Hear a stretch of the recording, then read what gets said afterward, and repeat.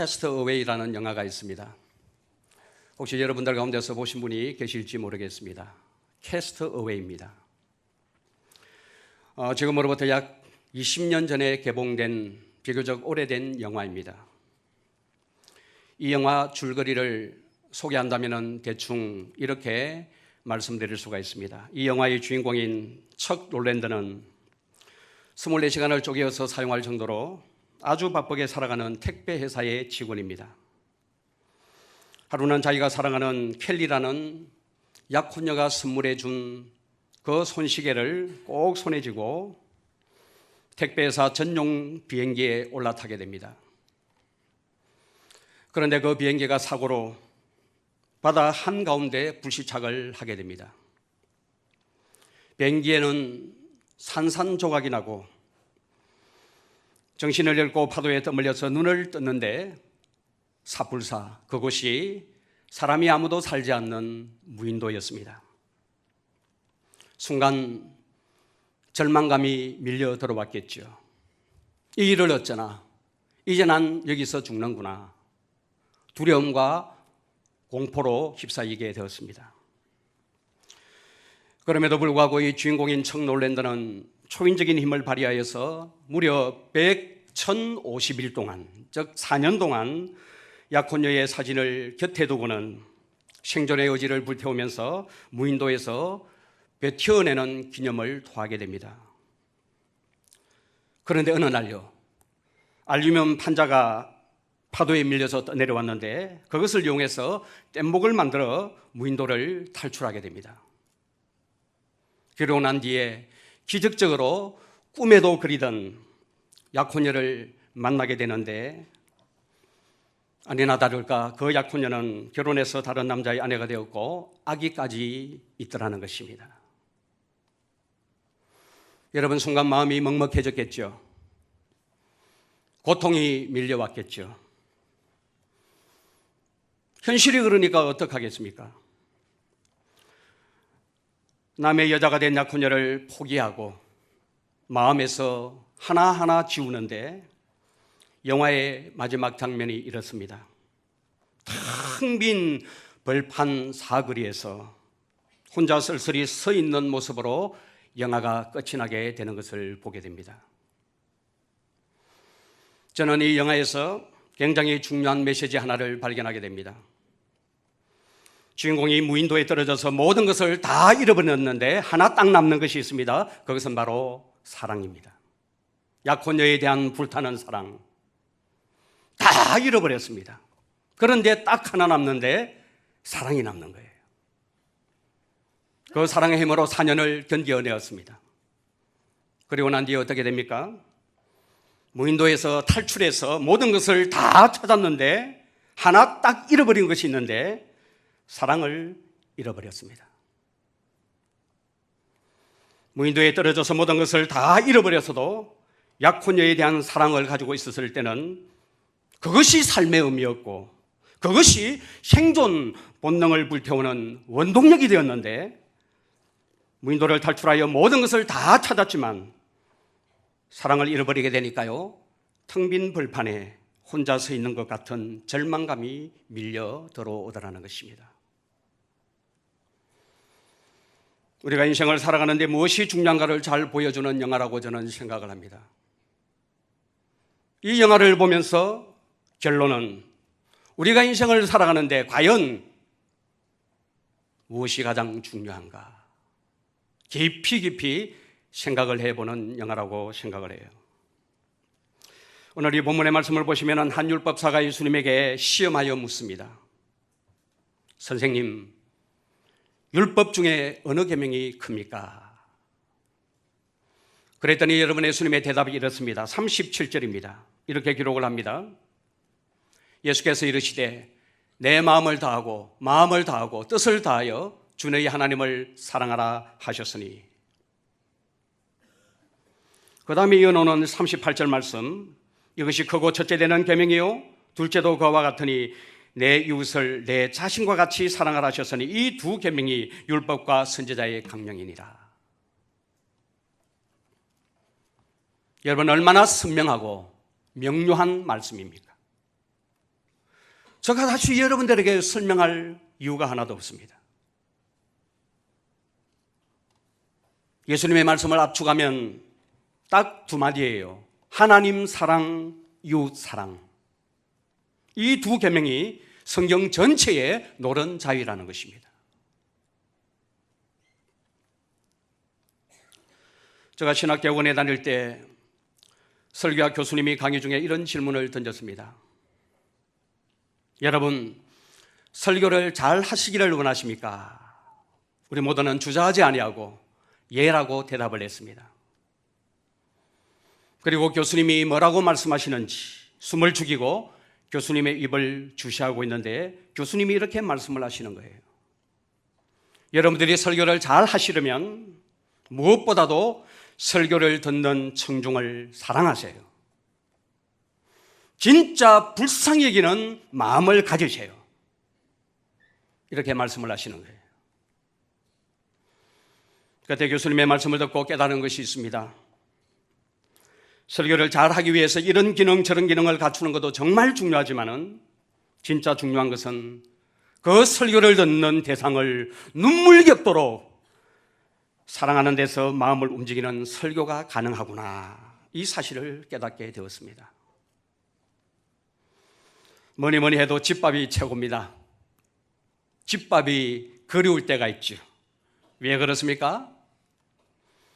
아내가 엄마가 사랑하는 마음으로 밥을 짓고 아내가 엄마가 사랑하는 마음으로 음식을 만들어주기 때문에 뭐니 해도 집밥이 최고인 것입니다. 누군가가 저에게 목회가 무엇입니다라고 묻는다면 저는 딱 두 줄로 요약을 합니다. 목회는 사람을 바꾸는 것인데 예수 닮은 사람, 예수님의 인격이 삶을 통해서 품어나오는 그런 사람, 이런 사람을 바꾸는 것인데 목회를 목회되게 하는 것은 사랑이고 긍휼히 여기는 마음입니다라고 그렇게 요약해서 말씀을 드립니다. 이런 목회가 바로 이런 거예요. 목회는 단순한 기능이 아니지요. 하나님의 말씀과 기도라는 이 도구를 가지고 하나님의 사람으로 바꾸는 거예요. 그리고 그것을 가능하게 하는 것은 사랑이고 사랑하는 마음이라는 사실입니다. 그래서 이 목사는 사랑이 마르지 않도록, 긍휼히 여기는 마음이 마르지 않도록 날마다 하나님의 은혜를 구하며 나아가는 것입니다. 제 마음에 사랑의 마음이 식어지는 순간 여러분들에게 감동을 줄 수 있는 설교를 할 수 없다는 것을 제가 너무나도 잘 알기 때문에, 결국은 메마른 설교를 할 수밖에 없다는 사실을 너무나도 잘 알기 때문에 몸이 아파도 피곤해도 하나님 앞에 나아가서 기도하고 하나님 앞에 은혜를 구하는 이 일을 쉴 수가 없다는 사실입니다. 제 마음이 여러분들을 향한 사랑이 식어지는 순간 제 설교는 여러분들에게 감동을 줄 수 없는 공한 메아리에 불과한 것이 되는 것입니다. 간혹 결혼 주례나 외부 설교를 나갈 때가 있습니다. 그런데 참 어려운 결혼 주례가 있습니다. 단상 앞에 신랑 신부가 서 있는데 한 번도 마음을 주고받은 적이 없는 분들이에요. 이런 결혼 주례는 참 어렵습니다. 이런 결혼 주례를 할 때마다 느끼는 것은 기계적으로 내가 지금 하고 있구나 하는 느낌을 받을 때가 있더라는 것입니다. 왜 그렇습니까? 사랑하는 마음이 없기 때문에 그렇습니다. 사랑을 한 번도 그분들과 나누어 본 적이 없기 때문에 그렇습니다. 그냥 기계적으로 그렇게 해버리는 것이죠. 설교도 마찬가지입니다. 내가 섬기는 교회에서 하는 것보다 초청받아 하는 설교가 훨씬 더 어렵고 힘드는 것을 경험합니다. 지난달에도 제가 2번 설교를 나갔는데요. 외부 설교는 거의 다가 저는 간증 설교를 합니다. 그래야 조금이라도 청중들에게 은혜를 끼칠 수 있기 때문에 그렇습니다. 본교에 사면은 가슴이 뜨거워지고 전하는 자도 은혜를 받고 받는 자도 은혜를 받는데 왜 초청받아가는 설교는 그렇게 하지 못할까요? 마음이 뜨겁지 못할까요? 대상에 대한 사랑의 마음의 차이라고 저는 생각을 합니다. 사랑이 열정을 만들어냅니다. 사랑이 하는 일에 혼을 불어넣게 합니다. 사랑이 목숨을 걸게 합니다. 이런 맥락에서 오늘 이 말씀을 듣는 우리 마산유럽의 모든 성도님들은 다른 건 몰라도 사랑의 부자가 되는 은혜를 누리는 복된 하나님의 사람이 되기를 주님의 이름으로 축원을 드립니다. 저는 오늘 이 사랑과 관련해서 두 가지 말씀을 여러분들에게 드리고자 합니다. 첫 번째는요, 예수님께서 하신 말씀 그대로요, 사랑하라 하는 것입니다. 이것은 바로 주님의 말씀입니다. 하나님을 사랑하라. 이와 같이 내 이웃을 내 자신같이 사랑하라. 이 말씀을 그대로 받아서 저는 여러분들에게 말씀드립니다. 사랑하라는 것입니다. 구체적으로 사랑을 삶 속에서 실천해 내라는 것입니다. 사랑 굉장히 추상적인 것 같아요. 여러분, 이 사랑은 연구하거나 묵상하는 것이 아닙니다. 사랑은 실천하는 것입니다. 누가복음 10장에 보면 오늘 본문처럼 한 율법사가 예수님에게 와서 이렇게 묻습니다. 선생님, 내가 무엇을 하여야 영생을 얻을 수가 있습니까? 그랬더니 예수님께서 뭐라고 말씀하십니까?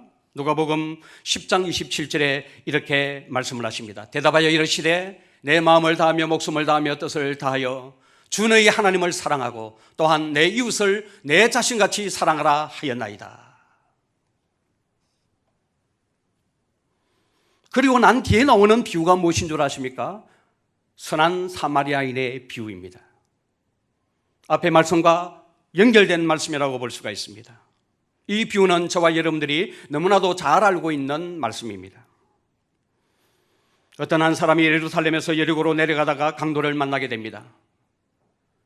강도에게 모든 것을 다 빼앗겨버렸어요. 두들겨 맞고요, 거반 죽게 되었습니다.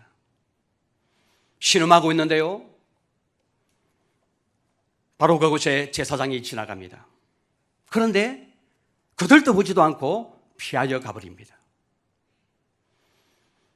제사장이 지나가고 난 조금 있다가 레위 사람 한 사람이 그것을 지나가는데 이 사람도 역시 거들떠보지도 않고 지나갑니다.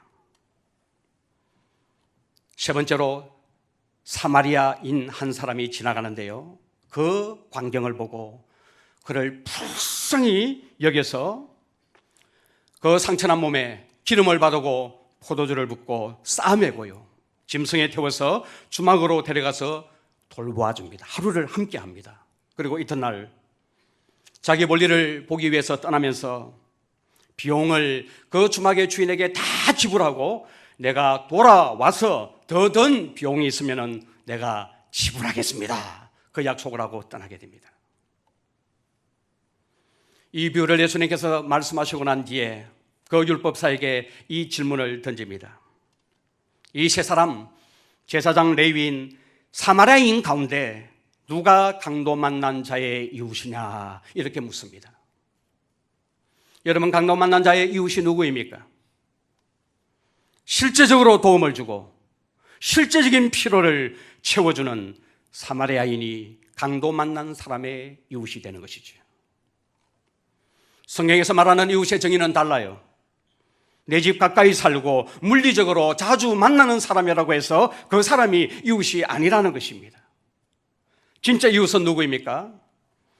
나의 도움이 정말 절박하게 필요한 그 사람에게 도움을 주는 그 사람이 바로 진정 이웃이라고 성경은 말씀하고 있습니다. 하나님을 사랑하는 것은 어떻게 보면 추상적이고 막연하게 보입니다. 하나님은 눈에 보이지 않는 영이기 때문에 그렇습니다. 우리가 하나님을 사랑한다고 할 때 이 하나님의 사랑을 표현하는 것이 참 어렵습니다. 눈에 보이면 어떤 모양으로든지요, 사랑을 표현할 수 있지가 않습니까? 스킨십도 하고 맛있는 식사도 대접하고 명절이 되면 선물도 드리고요, 정성을 다해서 섬길 수가 있습니다. 그런데 하나님은 여기 있습니다. 보이지 않습니다. 만질 수가 없습니다. 어떻게 하나님을 사랑하는 것을 표현할 수가 있습니까? 그래서 성경이 우리에게 가르쳐 주시는 거예요. 하나님에 대한 사랑이 어떻게 표현되어져야 된다고 말씀하고 있습니까? 구체적으로 도움이 필요한 이웃 사랑으로 나타나야 한다는 것을 사마리아인의 비유를 통해서 우리에게 말씀을 하고 있는 것입니다. 여러분, 이런 맥락에서 하나님의 사랑과 이웃 사랑은 한 세트라는 것입니다. 하나님을 사랑하는 자는 곧 그 이웃을 자기 자신처럼 사랑하는 자고, 자기 자신처럼 이웃을 사랑하는 그 사람은 곧 하나님을 사랑하는 자다. 동전의 양면과 같은 것이지, 한 세트인 것이지. 저는 저와 여러분의 삶에서 하나님을 사랑하는 것이 막연한 것이 아니고 추상적인 그 무엇이 아니고 구체적으로 이웃에 대한 사랑과 섬김으로 나타나는 은혜 있는 성도가 되기를 주님의 이름으로 축원을 드립니다. 우리 예수님께서 말씀하셨습니다. 마태복음 25장 40절 말씀이에요. 지극히 작은 자 하나에게 한 것이 곧 내게 한 것이니라, 이렇게 말씀을 하셨습니다. 여러분, 사랑은 절대 막연한 것이 아닙니다. 실제적이고 구체적인 것입니다. 하나님의 아들이 육신의 몸을 입고 낮고 천한 이 땅에 오셔서 자신의 몸을 대속물로 실제적으로 주신 것이며, 신음하고 고통하는 사람의 피로를 우리 예수님께서 직접 찾아가셔서 그들의 피로를 채워주신 이것이 바로 사랑이라고 몸소 주님이 실천하셨고, 그 사랑을 우리에게 보여주셨습니다. 그렇기 때문에 여러분, 입으로만 외치는 사랑은 사랑이 아니에요. 정말 냉수 한 그릇이 필요한 자에게 내가 찾아가서 수고해서 냉수 한 그릇을 대접하는 이것이 바로 사랑의 행위고, 이 사랑의 행위는 곧 하나님께 한 것이라고 말씀을 하고 있다는 것입니다. 여러분, 우리 돈 3만 원이면 아프리카에서 죽어가는 여러 생명을 살릴 수가 있다고 합니다. 그번에 우리 교회가 월드비전 후원 행사에 80분이 참여를 해 주셨습니다. 저도 이렇게 많은 분들이 참여할 줄은 몰랐습니다. 그 오후 예배 시간에 한 것 아닙니까? 오후 예배 참석하는 성도님들이 한 150명 정도 될까요? 그 중에 절반 이상이 참여를 해 주셨습니다. 월드비전 관계자들도 놀랬다고 합니다. 저도 이번 행사에 참여하여 후원자 사진을 지난주에 받았습니다. 이렇게 받았어요. 여러분들 이거 다 받으셨죠? 그래서 예. 저도 받았는데 집사람도 또 받더라고요, 보니까. 서로 언혼이 좀 되어가지고 한 구자를 해야 되는데 언혼이 안 돼가지고 사불사 두 구자가 들어가 버렸습니다. 그래도 얼마나 감사한 일인지 모르겠습니다. 생각해 보십시오. 이 작은 3만 원, 가족 외식 비용 한 끼도 안 되는 이 3만 원이요, 이 어린 생명의 삶을 지켜줄 수 있다니 얼마나 감사한 일입니까? 여러분, 사랑은 내가 하나님께로부터 받은 그 사랑을 가지고 사람을 실제적으로 돕고 섬기는 것이 사랑이라는 것입니다. 어거스틴은 이런 말을 했습니다. 그대들이 진리를 한 번 강조할 때 사랑은 2번 강조하십시오. 너무나도 멋진 말을 했습니다. 왜요? 세상은 사랑을 통해서만 진리를 분별할 수 있기 때문에 그렇다는 것입니다. 이게 진리라고 하면서 100번, 1000번 떠들어대도 세상은 거기에 관심이 없어요. 우리가 사랑하고 섬길 때 비로소 세상은 우리가 하나님의 자녀임을 알게 되고 우리가 하는 그 말이 진리임을 확정한다는 것입니다. 구체적으로 사랑을 실천하는 우리 모두가 되기를 주님의 이름으로 축원을 드립니다. 2번째 전하고 싶은 메시지는 이것입니다. 사랑하되 내가 받은 사랑으로 사랑하라고 말씀을 드리고 싶습니다. 39절 말씀을 보시면 이렇게 기록을 하고 있습니다. 둘째는 그와 같으니 내 이웃을 내 자신같이 사랑하라 하셨으니. 내 이웃을 어떻게 사랑하라고 말씀하고 있습니까? 내 자신같이 사랑하라고 그렇게 말씀을 하고 있습니다. 정상적인 사람이라면 자기 자신을 사랑하지 않을 사람은 아무도 없습니다. 네 자신을 사랑하는 것 같이 내 이웃을 사랑하라고 말씀하십니다. 전에 성경으로 보면 내 몸을 사랑하는 것 같이 내 이웃을 사랑하라, 이렇게 말씀을 하고 계시는 것이죠. 여러분, 여기서 말하는 자신 혹은 몸은 이 몸, 이 바디를 말하는 것이 아니라 전인을 말하는 거예요. 몸과 영혼, 인격 전체, 내 전체를 사랑하는 것을 말하죠. 그와 같이 어떻게 이웃을 사랑하라고 그렇게 말씀을 하고 있는 것입니다. 내면에 건강한 자아가 형성되어 있으면 건강한 사랑을 보냅니다. 내 내면이 건강하면 사랑을 해도 아주 건강한 사랑을 보내게 됩니다. 반대로요, 내 자아가 병들어 있으면 사랑한다고 하는 것이, 위한다고 하는 것이 상대방에게 아픔을 주고 상처를 주고 상대를 힘들게 하는 거예요. 저는 정말 우리 교회가 사랑이 넘쳐흐르는 교회가 되기를 바랍니다. 단 그 사랑이 내 의지, 내 것이 아니라, 불완전한 내에게서 나오는 것이 아니라 하나님으로부터 공급받은 그 사랑의 힘으로 사랑하는 교회가 또 성도가 되기를 주님의 이름으로 축원을 드립니다. 요한일서 4장 10절 말씀을 보시면 이렇게 기록을 하고 있습니다. 사랑은 여기 있으니 우리가 하나님을 사랑한 것이 아니요 하나님이 우리를 사랑하사 우리 죄를 속하기 위하여 화목 제물로 그 아들을 보내셨습니다. 하나님이 우리를 먼저 사랑했대요. 하나님을 우리가 사랑한 것이 아니라 하나님이 우리를 먼저 사랑하셔서 우리의 죄를 속하기 위하여 자기 아들을 십자가에 내어주셨다는 것, 이것이 바로 사랑이라고 말씀하고 있습니다. 내가 주님 앞에 사랑할 짓을 많이 했기 때문에 주님이 나를 사랑한 것이 아니라, 사랑은 이것이니 우리가 먼저 하나님을 사랑한 것이 아니고 하나님이 먼저 우리를 사랑하신 것인데, 우리를 사랑하사 우리 죄를 속하기 위해서 한목제물로 그 아들을 십자가에 내어주셨다고 말씀하고 있는 것입니다. 이게 여러분, 하나님이 저와 여러분들에게 베풀어 주신 사랑입니다. 탕자뷰 여러분 잘 아시죠? 저는 탕자뷰라고 표현하지 않습니다. 하나님의 사랑뷰라고 표현하고 싶습니다. 거기서 여러분, 우리가 보는 것이 무엇입니까? 이 탕자뷰, 즉 하나님 사랑뷰의 핵심은 아들들이 가지고 있는 그 수많은 문제를 지적하는 것이 아니에요. 아무리 문제가 있는 아들이라 할지라도 그 아들을 용서하시고 용납하시고 사랑하시는 아버지의 마음을 보여주는 데 이 뷰의 핵심이 있다는 사실입니다.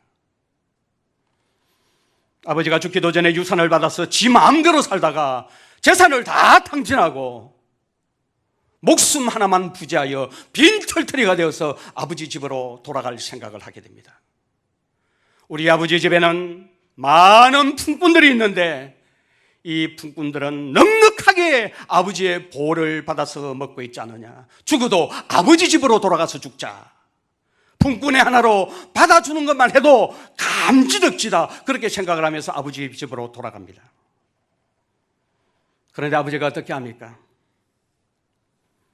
아들이 집으로 돌아오는 것을 보고요, 아들인 줄 알고, 집 나간 아들인 줄 알고 눈이 다 뭉개어져서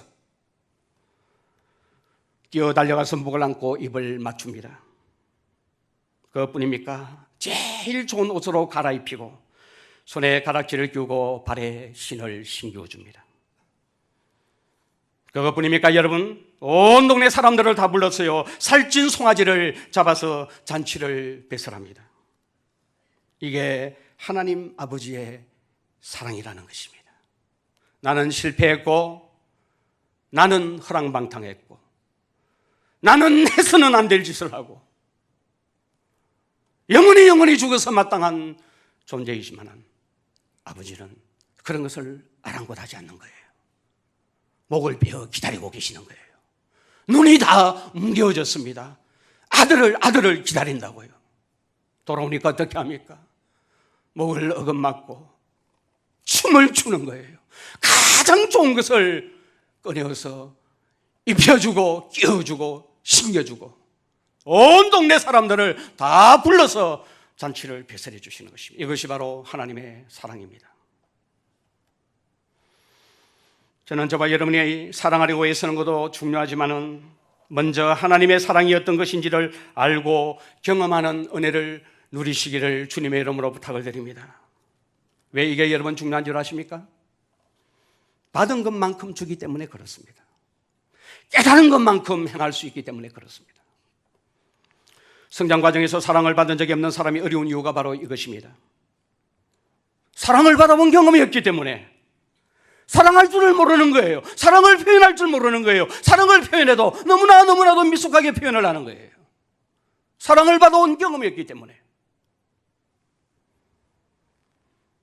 그래서 자꾸 받으려고만 해요.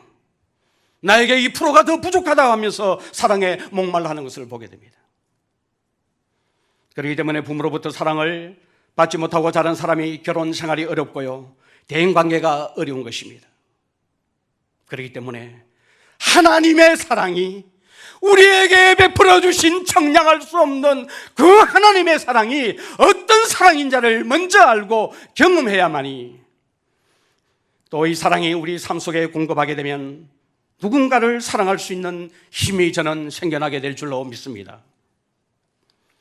사실 저 같은 목사만큼 사랑을 많이 받고 사는 사람은 드물다고 생각을 합니다. 어떻게 보면 목사는 참 부담스러운 존재인 것 같아요. 대로주고 말로 받는 존재가 목사입니다. 제대로 섬기지도 못한 저에게 여러분이 사랑의 수고를 마다하지 않는 것을 보면서 한편 감사하는 마음도 있지만 또 다른 한편으로는 무한한 부담을 제가 느끼고 있는 것을 알고 계십니까? 그래서 어떤 모양으로든지 여러분들에게 갚아드리고 싶은 거예요. 돈이 좀 있으면 돈도 드리고 싶고, 여러분이 필요한 그 자리에 언제든지 달려가서 함께하고 싶은 마음이 꿀떡 같습니다. 제가 애들을 참 좋아합니다. 우리 교회 몇몇 애들은 제가 보이면 목사님 하고 달려들어옵니다. 그러면 안아주고 번쩍 들어도 주고요, 머리도 사사듬어 줍니다. 우리 아줌마들은 그렇게 못하잖아요. 제가 안아주다가는 큰일 납니다. 한 번도 안아준 적도 없고 손도 잡아주지 않습니다. 얼마나 냉정한지 모릅니다. 그러나 마음만은 안아주고 싶은 마음이 있는 거예요. 여러분, 이것이 원리입니다. 내가 사랑을 받았고 사랑으로 채워지면 나도 그 사랑을 줄 수가 있다는 것입니다. 사랑을 경험한 사람이 사랑할 수 있습니다. 사랑을 받아본 사람이 건강한 사랑을 보낼 수가 있습니다. 그러므로 이 사랑은 마중물을 붓는 것과 같은 것이라고 생각을 합니다. 펌프에 마중물을 붓고 이렇게 저으면 물이 콸콸 솟아나는 것처럼 부어지는 하나님 아버지의 마중물 사랑을 알고 경험하는 우리 성도님들 되시기를 주님의 이름으로 축원합니다. 그러면 여러분의 삶에 사랑이 콸콸 솟아나게 될 줄로 믿습니다. 전형숙 씨가 쓴 사랑에 무슨 이유가 있나요? 라는 시가 있습니다. 한번 들어보시기를 바랍니다. 사랑에 무슨 이유가 있나요? 왜 사랑하느냐고 당신 물으셨나요? 글쎄요, 사랑하는 마음에 무슨 이유가 있나요? 그냥 좋은 거지요. 당신을 생각하면 가슴이 한없이 행복해지고 당신만 생각하면 씩 미소가 절로 지어져요. 그냥 좋은 거예요. 사랑에 무슨 이유가 있나요? 내 아픔 따스하게 보듬어주는 당신이 좋고 맑은 웃음으로 슬픈 가슴 잔잔하게 쓸어내려주는 당신이 좋은 거예요. 흔들렸던 나를 꼭 붙잡아 당신 가슴에 깊이 묻어준 그 진실한 사랑이 좋은 거예요. 지쳐 쓰러질 것 같은 일상 가운데서도 당신이 속삭여준 사랑한다는, 죽도록 사랑한다는 그 단 한마디에 힘이 솟아오르며 마냥 행복해지는 거예요. 사랑에 무슨 이유가 있나요? 그냥 좋은 거지요. 내 심장이 알아보는 유일한 사람 당신이니까. 왜 사랑하느냐고 당신 물으셨나요? 그냥 좋은 거지요. 내가 가장 초라해 있을 때, 아무것도 기댈 것이 없을 때, 심지어 가족조차도 내 마음을 이해해 주지 못할 때, 살며시 다가와서 내 손 잡아 주셨던 그분, 주님이 하신 말씀 한마디요. 왜 날 사랑하셨나고요? 사랑하는데 무슨 이유가 있니? 주님이 이렇게 말씀하십니다. 20년 전에 교회를 개척하고 여기에 오기까지 되돌아보면 모든 것이 하나님의 은혜였음을 저는 부인할 수가 없습니다. 그래서 저는 주님께 묻습니다. 하나님, 왜 제게 이런 은혜를 주십니까? 주님 말씀하십니다. 사랑하는데 무슨 이유가 있니? 이 말을 듣고 저는 많이 웁니다. 저는 여러분들이 어떤 문제로 아파하고 고통하고 힘들어할지 모르지만 회복의 은혜가 있기를 바랍니다. 교회 안에 있는 모든 가정이 회복되기를 바랍니다. 상처받은 영혼들이 치유되는 은혜가 있기를 바랍니다. 깨어진 관계가 회복되는 은혜가 있기를 바랍니다. 저는 인간의 머리로는 도저히 이해할 수 없는 이 하나님의 측량할 수 없는 이 사랑이 여러분들의 심령에 부어지게 되면 저는 회복의 은혜를 누리게 될 줄로 믿습니다. 뿐만 아니라 이 사랑으로 이웃을 내 몸과 같이 사랑할 수 있는 힘이 생겨나게 될 줄로 믿습니다. 다시 한번 요한일서 4장 10절을 읽어드리는 것으로 설교를 마무리합니다. 사랑은 여기 있으니 우리가 하나님을 사랑한 것이 아니요 하나님이 우리를 사랑하사 우리 죄를 속하기 위하여 화목제물로 그 아들을 보내셨습니다. 이것이 우리 한 사람 한 사람을 향한 하나님의 사랑임을 말씀하고 있습니다. 믿음, 소망, 사랑, 이 세 가지는 항상 있을 것인데 그 중에 제일은 사랑이라 이렇게 말씀하셨습니다. 정말 저와 여러분은 사랑을 제일로 여기고 계십니까? 사랑이 제일이라고 주님은 말씀하셨습니다. 열심히 교회 다니고 입만 열면 사랑을 말하는 우리에게 실제로 사랑이 없을 수가 있습니다. 우리 안에 사랑이 있는지 없는지를 분별할 수 있는 것은 사랑을 제일로 여기고 사느냐 하는 것입니다.